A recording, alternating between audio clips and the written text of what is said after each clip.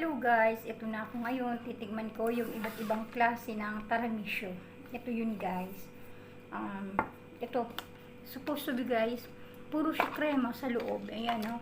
Isa siya tiramisu with ano siya, kakao. Kakao tapos yung may banana siya sa loob. Ayan. Ang tatamis kasi guys. Ayan o.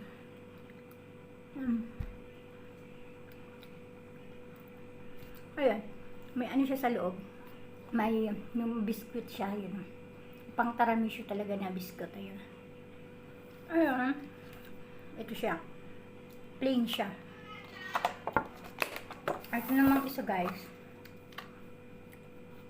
Chocolate siya. Na may Nutella. Ayan, tingnan nyo, guys. Ayun siya, tikman natin.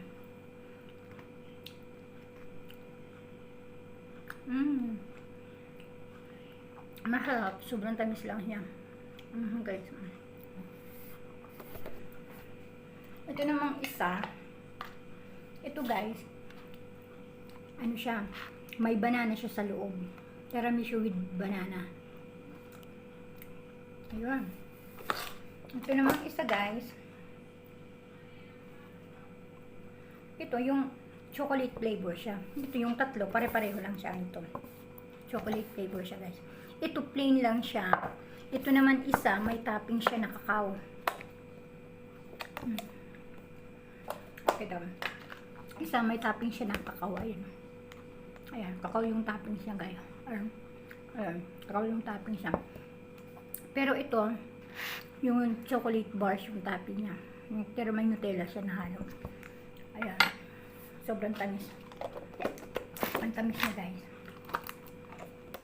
Ayan. Ayan. Ito naman yung cheesecake, masarap yun. Natikman ko na rin siya. Okay, masarap yun. Ito naman na fruit flavor. Kaya siya na fruit flavor. Sige, nabulol na ako. Ayan, ayun siya. Yung fruits niya, yung cherry, yung black cherry, yung raspberry, mayroon siyang strawberry, tapos yung cream niya, yung crema, kaya ano siya, pie with fruits. Ayan siya.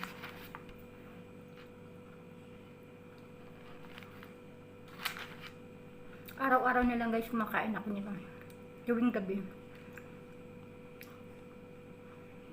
Ang tatamis nga lang guys, hindi pwede yung ano, madadiabetic tayo nito. Sobrang tamis nila.